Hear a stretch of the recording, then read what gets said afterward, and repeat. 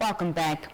Biodiversity loss presents risks to human prosperity and well-being, and there must be a comprehensive worldwide effort to value, protect and restore nature. Thus, the Environmental Investment Fund this morning hosted the NINA National PPP Conference on addressing biodiversity funding gaps. For insight on this, I'm now joined by the NINA Project Coordinator at the EIF, that is Philadelphia base. Philadelphia, good evening and welcome to the show. Good evening. Thank you so much for having me. Philadelphia, to start with, please give us a brief overview about the NINA project or initiative. All right. So the NINA project, which stands for Namibia Integrated Landscape Approach for Enhancing Livelihoods and Environmental Governance to Eradicate Poverty, is a project that is funded by the Global Environmental Facility through the United Nations Development Program, and is being implemented through the Ministry of Environment, Forestry and Tourism in partnership with the Environmental Investment Fund of Namibia, the Ministry of Agriculture, Water and Land Reform, as well as other key stakeholders, including the University of Namibia. So the primary goal of the project is to promote sustainable management of our natural landscapes and resources, at the same time reducing poverty through nature-based livelihoods. The project focuses on protecting and restoring forests, ensuring land degradation neutrality, and enhancing environmental governance. And talk to us about what transpired this morning at the conference, and of course what challenges were also identified.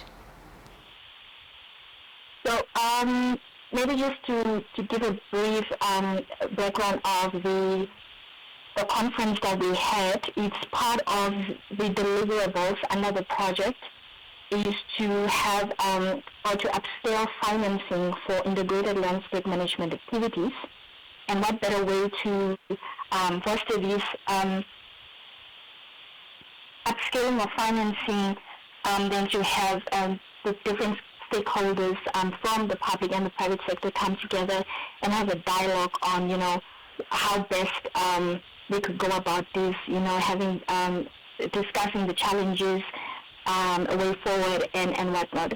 So we had a conference today titled the EIF NINA Public-Private Partnership National Conference, and this was basically just, it transpired as a platform for stakeholders from various sectors, as I mentioned, including the government, business, civil society, to just come together and address key challenges related to integrated landscape management and sustainable financing in Namibia.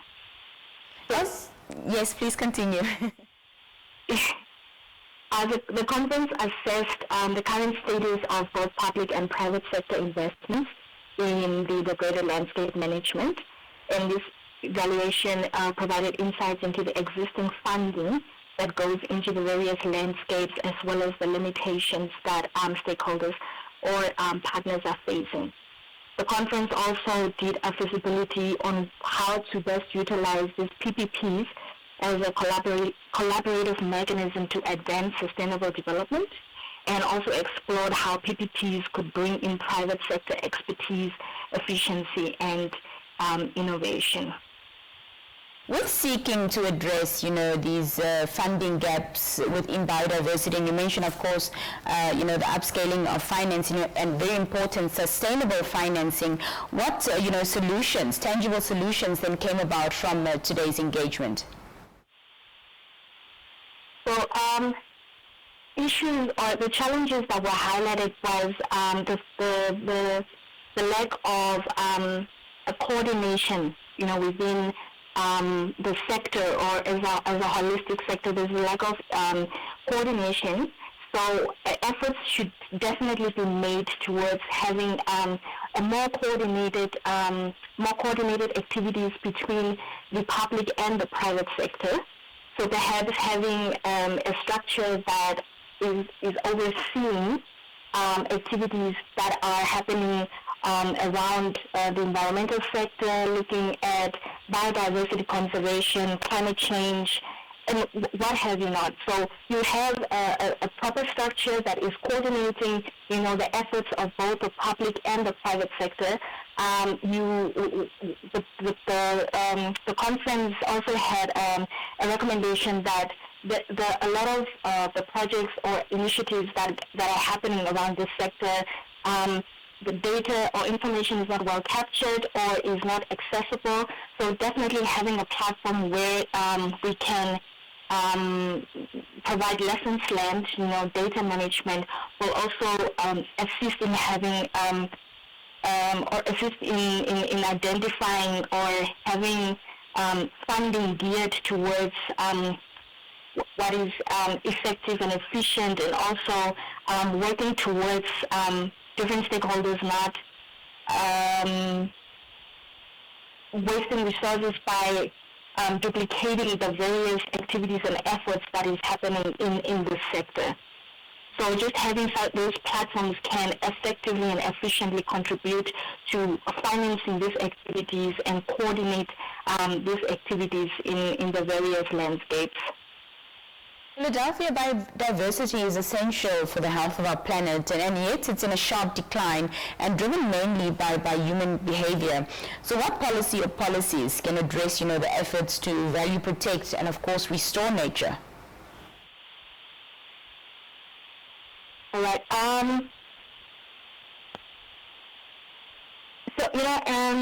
Addressing the decline in biodiversity and promoting the value, protection and restoration of nature requires, not just a single policy approach, but it should definitely be a multifaceted approach that takes into consideration perhaps looking at a biodiversity conservation policy, or rather strengthening our existing biodiversity conservation policies, outlining our commitment to protecting our ecosystems and species, and also establishing clear goals and targets for biodiversity conservation, including preservation of various critical landscapes and habitats. We can also look to enacting policies that encourage sustainable land and resource management, or rather to strengthen those as well, including regulations that limit deforestation, overgrazing, and unsustainable land use, while also promoting responsible agriculture and forestry practices. We can also look to strengthen policies related to the establishment, management, and governance of protected areas, as well as develop policies that support the robust biodiversity monitoring and data collection efforts. So this information is essential for tracking the health of our ecosystems, identifying areas of concern, and making informed policy decisions. Talk to us about how the EIF, is working with other stakeholders to manage the impact of COVID-19 and restore the economy, but equally not forgetting, the value of nature. The EIF certainly recognizes the importance of working together with stakeholders in addressing the just a moment. Yes, recognizing working together with stakeholders in order to overcome or combat certain social ills, and especially the impact or the challenges that we had under the COVID-19. And we understand as well that it is imperative to protect the nature, while at the same time advancing activities that strive for economic recovery and conservation efforts.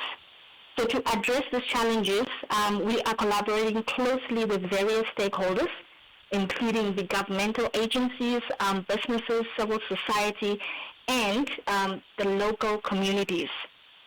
So we have various initiatives, or we have strived to include various recovery initiatives in our strategies to support recovery initiatives and prioritize sustainable practices. We have, through our various projects, created jobs and stimulated economic growth, while also minimizing negative impacts on the environment. And we are so much, we recognize that, we need to push for sustainable agriculture and ecotourism, amongst other initiatives in what we're doing. So we also, as I mentioned before, at the core of our activities is livelihoods. So we work very closely, our initiatives and activities are geared or earmarked for local communities. They are an essential partner in our efforts. We engage with communities to ensure that their livelihoods are improved, as well as funding activities that capacitate them, as well as make their livelihoods resilient to the onsets that can be attributed by climate change or any other social ill that comes.